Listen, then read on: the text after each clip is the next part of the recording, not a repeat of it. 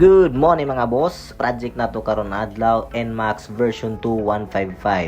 So sa walay langan mga boss, ato nang giprint ang iyang sticker. Ang gamit nato ani na sticker is vinyl laminated sticker. Pag human og print, ato na dang gipa-install sa atong pinaka bagtik ug maayo na mo install diri sa CDO decals ug sticker si Boss GM. Stock decals ra ni mga boss, kaya ang gusto sa customer minimal lang ug dili full wrap ang iyang ipataod. Maong gipakitaan na itong design si sir ng murag kalayo, no, kay mao na yung ganahan ni sir na design. So pag mag-install mga boss sa stock decals, medyo nakulangan si sir, no, so gipa-install niya ang grab bar, air cleaner o ang cover sa tambutso o carbon na 7D na sticker.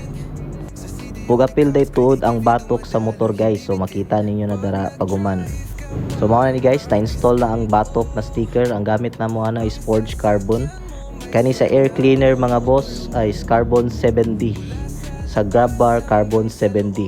So mauna niya ang resulta mga boss, ato sang i-montage. Sticker game strong tapos nakaplakado. Mapa motor kotsi parang tropay armado. CDO decals kami laging handa. Design na matindi kami lang ang bahala. CDO decals pangalan na may bigat. Mapa simple o complex kami laging tapat. Dito lang sa amin lahat na isa sa katuparan. Pangarap mo sticker dito namin nilalaban. Di lang basta sticker, ito'y mayroong kaluluwa.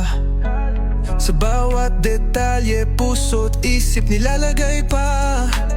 Mula sa kalsada, parang pader ng sining.